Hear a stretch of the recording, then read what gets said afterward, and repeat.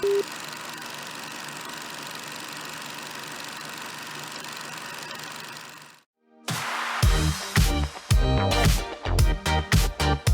Pulse of Spokane is a broad show that showcases many different things in our community, sponsored by Local 29 Firefighters Union, Well Dressed Walrus, and Homes for You.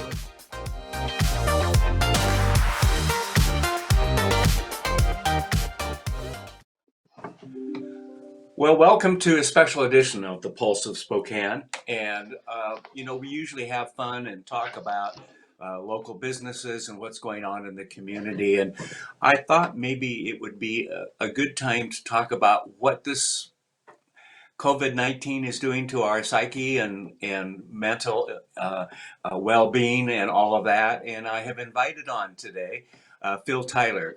And Phil, first of all, good morning to you. Good to see you again. Good morning. Good morning, Ken. It's always good to Yeah. see you.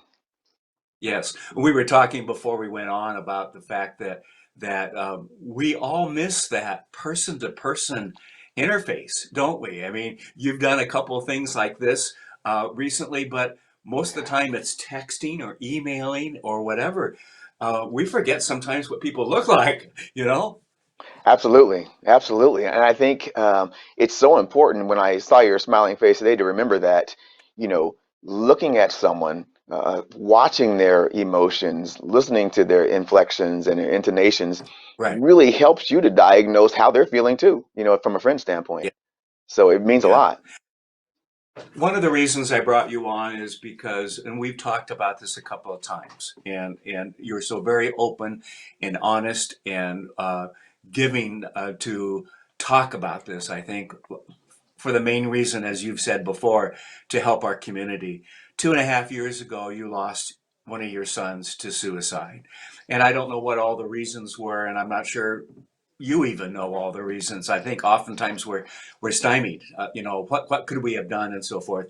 I remember watching that program that you did, and we again talked about it just about a year ago. It's a time right now, Phil, that people are isolated. Yes, they're with family, but we're also used to going out places with family, going to the movies, going to the fun zone, to you name it, and so forth. Plus, Yeah. most people are working, not literally today, but we're working today. It's a two income family and so forth. And so we have friends and associates that we work with at work, and we kind of know what they're doing and the successes of their family when someone gets married and so forth. Right. We're not seeing that in person anymore. And I'm of the fear that this is going to and does cause some mental challenges, depression, anxiety, certainly, and possibly suicide. Your take on this Okay. from personally experiencing some of this and being deeply involved in this issue for the last 2.5 years. Yeah, I think everything you said is spot on, Kent. And I would add to anxiety and depression, grief. Um, Sometimes, being socially removed, socially disconnected, and isolated from others brings up those issues and concerns that you might not have dealt with effectively, or you hadn't had an opportunity to deal with effectively related to grief. Our mayor taking office lost her father. And she was vulnerable enough to talk about that. So she's going through a set of grief right now while trying to be our comforter in chief for our Yeah, city. But I good think, point. when we don't have, yeah, absolutely. When we don't have the ability to connect, I think it creates those risk factors for depression, mental health, and suicide. And we can look back to 2003 when we had the SARS outbreak, and suicide spiked thereafter. So it's important Yeah, to not lose focus on the other epidemics that remain, opioid yeah, abuse, mental health, suicide in the midst of this pandemic. yeah. What can people do to uh, to help with their actions and so forth, uh, before we talk about getting help out there, but what can we do to be aware of this, number one, and number two, to help make our lives a little more positive?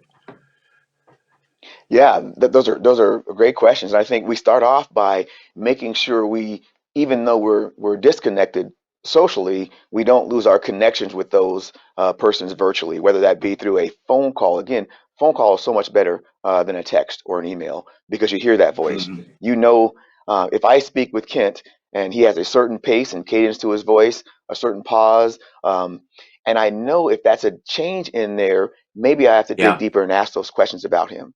Video conferencing works really well because I get to see your smiling face and those kind of things. So we need to remember that don't lose those connections. I think we lean on our local media. We talked about this in a sidebar that some of the national media that we're getting creates fear and panic. And while we have our own executive in our mayor, and she's doing those things that we really most need to be engaged in as citizens, right? She's talking about those available resources out there for us. She's talking about the positive things that are going on, but even Right. identifying the negatives, like her own loss, and saying, but we can still get through this together. And I think that's the biggest thing.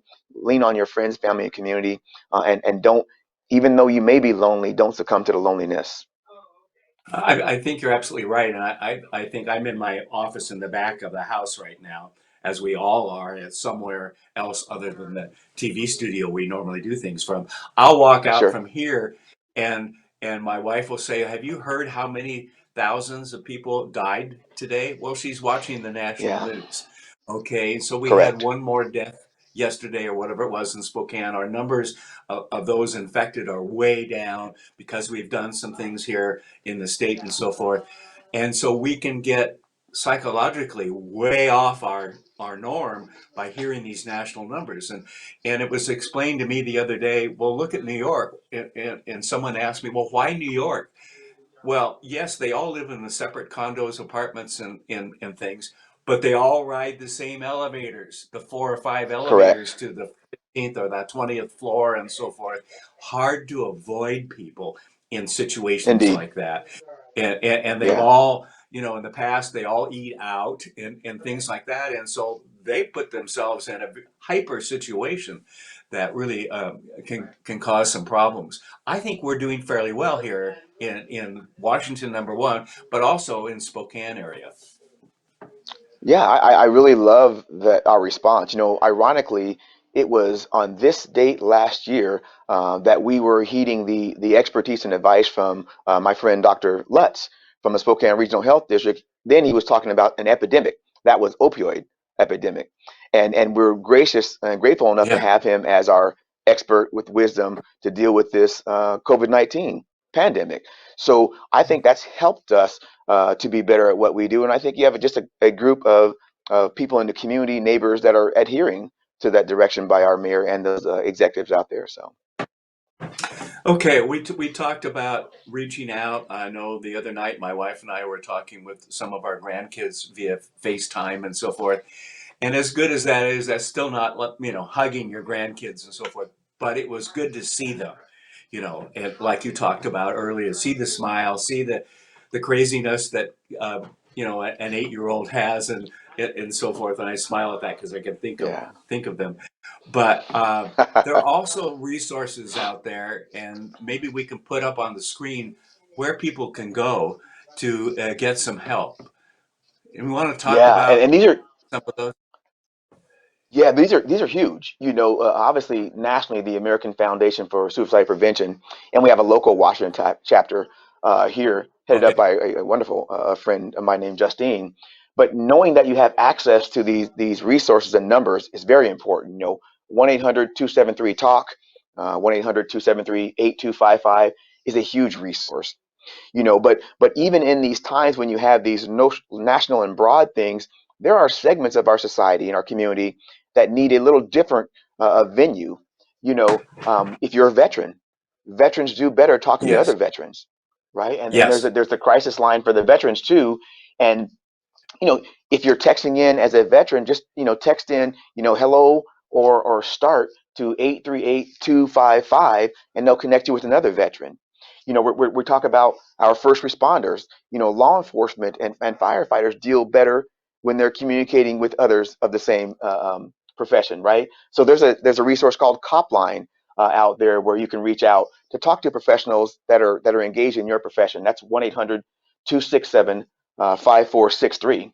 And of course, we all know that our LGBTQ plus community, has a higher risk and risk factors for suicide and mental health issues. And they have their own hotline as well. It's called the Trevor Project and the Trevor Hotline. And it's very important to be able to use those services as well for help. And that number, I think, is on the phone, on the website here as well, 1-866-488-7386. So knowing that you have a vast number of resources out there and where you can turn to is really important, because you are not alone in this. And there are great resources out there to utilize. I've utilized them myself. I have many friends that have, and I think it's important to know, and for you, Kent, to show this to our viewers out there, that they have a resource to fall back on if they need the help. Yeah.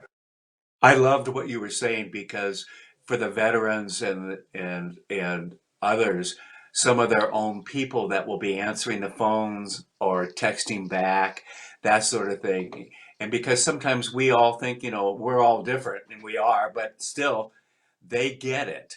They've been there. I mean, I've Yeah, got a absolutely. son who's a fireman, out at Fairchild. You're obviously doing security there at Gonzaga, and we all Yeah. have our niches, if you will. And sometimes we just plain feel more comfortable talking to somebody that understands and has been there. Absolutely. I'm blessed to have a great department here, and they bring in a specialist that is uniquely qualified to speak with police, security, and those types when we had to deal with situations that we were grieving about.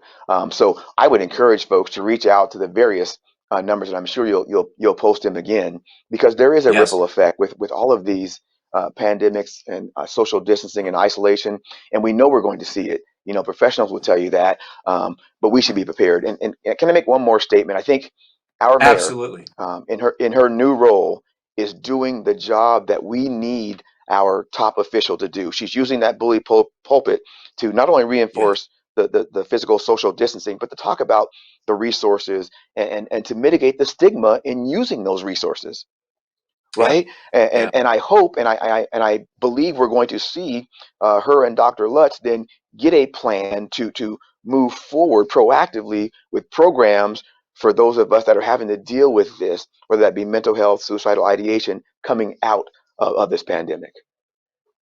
If we see other people, family members, close friends that we happen to see, and we're worried about them, what should we do? Should we call one of the numbers?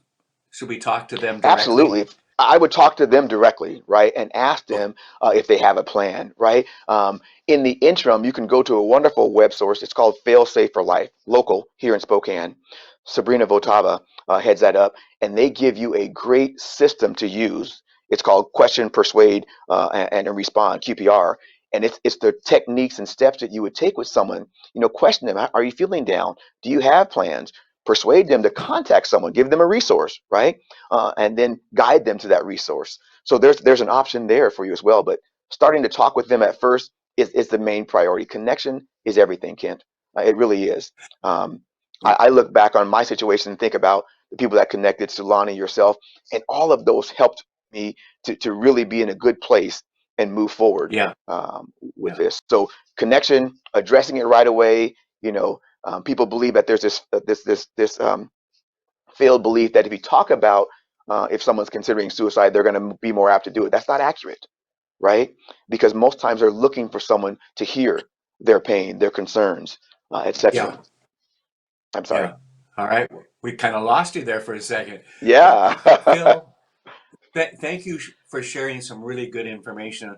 If this helps one person, and it will probably help more folks out there. And let's get through this together and help our family and close friends and seek guidance and assistance.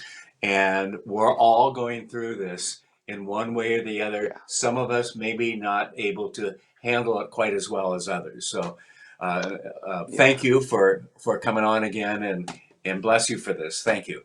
Yeah, you're welcome, Ken. Thank you for addressing this, and this really keeps it in the forefront, right? There are other things that are still going on in Right. the midst of this pandemic, and you and your team there at Spokane Talks are really helping us to get through this. So I appreciate it. I was glad I was able to take some time out of my schedule. Now I got to get back and keep this campus safe. Go Zags. Absolutely. We're going to show the list of phone numbers again. And thank you for watching this special edition of the Pulse of Spokane. Have a good day, everybody.